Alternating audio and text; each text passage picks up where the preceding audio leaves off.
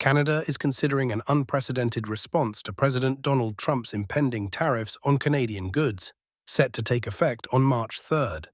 Ontario Premier Doug Ford has signaled that his government is ready to retaliate forcefully, even going so far as to suggest cutting off electricity exports to key U.S. states. This threat comes amid escalating tensions over Trump's decision to impose a 25% tariff on Canadian exports and a 10% levy on energy. Measures that could severely impact industries such as auto manufacturing, steel production, and retail prices. During a Monday press conference, Ford reinforced his stance, warning that Ontario could halt electricity supplies to states like New York, Michigan, and Minnesota, which depend heavily on energy imports from the province. "If they want to try to annihilate Ontario, I will do anything, including cutting off their energy, with a smile on my face," he declared. His strong rhetoric underscores the seriousness of the situation as Canada braces for the potential economic fallout of Trump's trade policies. Beyond energy exports, Ontario is considering additional retaliatory measures. Ford hinted at imposing a surcharge on each megawatt of electricity sold to the U.S., which would raise costs for American consumers and businesses. He also threatened to terminate a $100 million contract with Elon Musk's Starlink internet company, and ordered the removal of all American alcohol from the Liquor Control Board of Ontario stores should the U.S. proceed with the tariffs. The economic ramifications of Trump's tariffs are profound, with analysts warning of potential job losses and rising costs in Canada. As the country's industrial hub, Ontario is particularly vulnerable. In response, the Progressive Conservative government has allocated over $40 billion in potential economic relief, including a $5 billion Protect Ontario account, tax deferrals, payroll subsidies, and direct support to municipalities. These measures highlight the gravity of the trade dispute and its potential consequences for businesses and workers across the province. Despite these preparations, Ford acknowledged the uncertainty surrounding Trump's next moves, stating, "We don't know what's coming tomorrow. I'm not even sure President Trump knows what's coming tomorrow." This statement reflects the unpredictable nature of U.S. trade policies under Trump, leaving businesses on both sides of the border anxiously awaiting the tariff's official implementation. The federal government has also pledged to respond in kind, with Ford expressing support for a dollar-for-dollar retaliation strategy, mirroring any U.S. trade actions with equivalent countermeasures. While he stopped short of announcing specific provincial-level tariffs, his willingness to take drastic action signals that Ontario is prepared to escalate if necessary. With less than 24 hours before the tariffs take effect, all eyes are on Washington and Ottawa. If Trump follows through with his plans, Canada's response could mark the beginning of a new era of trade hostilities between the two historically close allies. Whether this standoff leads to negotiations or further economic conflict remains uncertain, but one thing is clear: Canada is not willing to back down without a fight. As one of the world's largest economies, the United States remains heavily reliant on imports across critical sectors, from energy and raw materials to food, beverages, and skilled labor. International trade has long been a pillar of U.S. economic stability. However, under Donald Trump's presidency and his America First agenda, these trade relationships faced significant strain due to the imposition of tariffs and trade restrictions, not only on rivals like China, but also on key allies, including Canada and the European Union. The Trump administration sought to redirect trade in favor of domestic industries. While this policy aimed to protect American manufacturing and resonated with nationalist sentiment, it often overlooked the complexities of global supply chains, which have been built over decades of globalization. The United States depends on imports not just for consumer goods, but also for essential resources like crude oil, rare earth minerals, electricity, and other raw materials critical for industrial and technological advancement. Additionally, international talent plays a vital role in sustaining the country's competitive edge in innovation and research. In response to the tariffs imposed by the Trump administration, Canada is considering countermeasures beyond traditional trade penalties. One major action under review is restricting oil and electricity exports to the U.S., a move that could disrupt key energy supply chains. Furthermore, Canada is assessing potential restrictions on other critical exports, including rare earth elements and natural gas, resources essential to industries ranging from defense to renewable energy. In 2024 alone, the U.S. imported approximately $19.85 billion worth of energy from Canada, making it America's largest supplier. This included 1.46 billion barrels of crude oil valued at $16.8 billion and 271 billion cubic feet of natural gas worth $10.8 billion. The U.S. also imported 37 terawatt-hours of electricity valued at $1.85 billion and 10 million pounds of uranium worth $400 million. Crude oil represented the largest share of these imports, underscoring Canada's pivotal role in ensuring U.S. energy security. Amid growing trade tensions, Canada has been actively diversifying its oil export markets, focusing on the Far East, including China and Japan, to reduce its reliance on the U.S. This strategic shift has accelerated due to recent trade disputes and U.S. policy changes. The completion of the Trans Mountain Expansion (TMX) pipeline in early 2024 has been instrumental in facilitating this transition, linking Alberta to the Pacific coast and enabling shipments to countries such as China, Japan, and South Korea.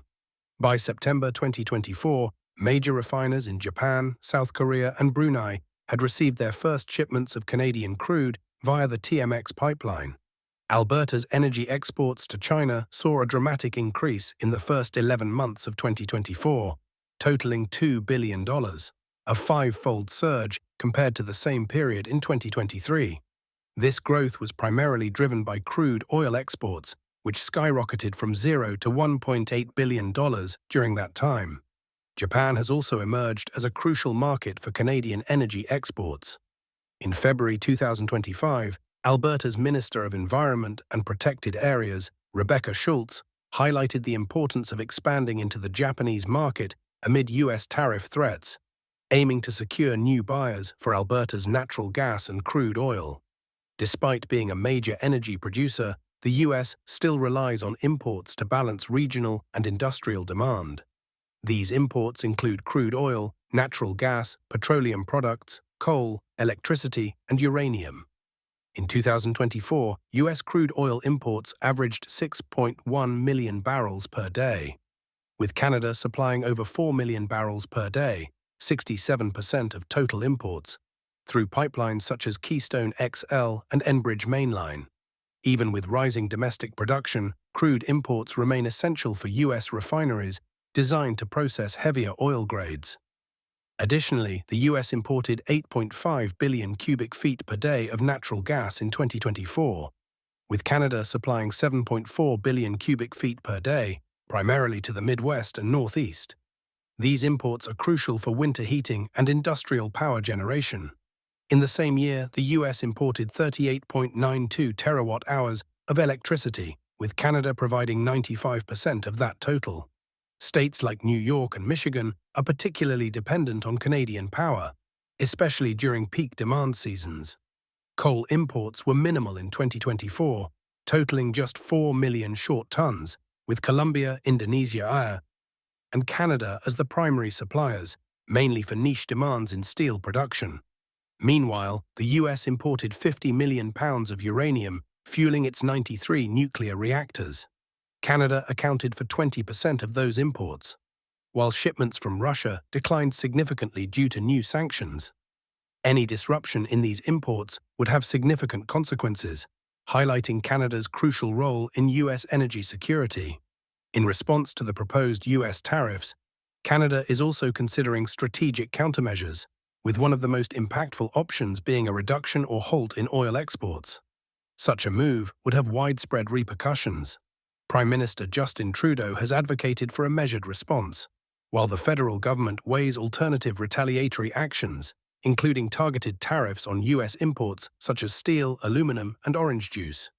Pierre Poilievre, leader of Canada's Conservative Party and a leading contender to succeed Trudeau, has taken a more aggressive stance, vowing to retaliate if the tariffs are enacted. He argues that such trade restrictions would be harmful to both nations and has pledged to implement targeted countermeasures designed to impact the U.S. economy if necessary. Poilievre has also emphasized the importance of diversifying Canada's trade partnerships to reduce its vulnerability to U.S. policies. Halting or reducing oil exports to the United States would have significant economic and political ramifications for both nations. For the U.S., such a move would disrupt energy supply chains and drive up costs for consumers. States like Michigan, Minnesota, and Wisconsin, which heavily rely on Canadian crude oil and electricity, would face supply shortages and rising energy costs. These disruptions could ripple through the broader U.S. economy, particularly affecting industries that depend on stable and affordable energy. For Canada, the economic impact would be equally severe. Crude oil exports are a major source of revenue, and any substantial reduction could slow GDP growth, increase unemployment in the energy sector, and strain provincial budgets. Alberta, as the country's leading oil-producing province, would bear the heaviest burden, potentially intensifying tensions between provincial and federal governments. Additionally, an economic downturn could drive inflation higher, further complicating Canada's fiscal outlook. Politically, restricting oil exports could escalate tensions between Canada and the U.S., straining diplomatic ties and potentially undermining the USMCA trade agreement. This could prompt retaliatory measures from Washington, deepening the trade dispute and reducing the likelihood of a negotiated resolution. Canada's potential decision to limit electricity exports to the U.S. carries major economic and consumer implications, highlighting the deeply interconnected nature of the two nations' energy markets. Canada is one of the largest electricity suppliers to the U.S., with exports facilitated through an integrated grid system. Any disruption to this network would have widespread consequences, affecting multiple sectors of the U.S. economy. Electricity imports from Canada play a critical role in maintaining grid stability and meeting energy demands, particularly in the Midwest and Northeast. A reduction or halt in these exports could lead to severe supply shortages, forcing the U.S. to turn to more expensive domestic or alternative sources, ultimately driving up electricity prices. This increase would impact industries reliant on affordable power, including manufacturing, agriculture, and technology, potentially reducing productivity and economic growth.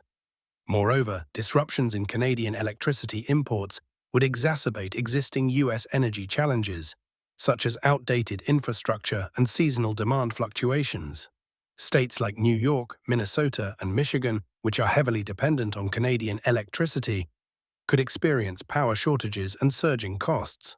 This would likely slow economic activity, deter investment, and increase job losses in industries requiring stable, low-cost energy. On a larger scale, trade disruptions could strain U.S. Canada relations, pushing the U.S. to seek alternative energy sources and triggering further retaliatory measures. With total bilateral trade between the two nations reaching approximately $1.1 trillion in 2083, prolonged tensions could jeopardize long-term economic cooperation and mutual benefits. For American consumers, rising electricity costs would lead to higher household energy bills, adding financial pressure to families already dealing with inflation and high living expenses. These increases would be particularly burdensome during peak seasons, such as summer and winter, when energy consumption spikes. Furthermore, limited access to Canadian electricity could lead to greater grid instability and an increased likelihood of power outages, disrupting essential services and daily life.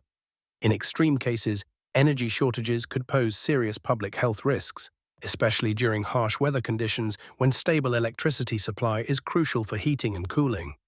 The ripple effects on consumer goods and services would also be significant. Higher electricity costs would inevitably translate into increased production expenses across industries, from food processing to industrial manufacturing, further eroding consumer purchasing power and potentially slowing overall economic activity.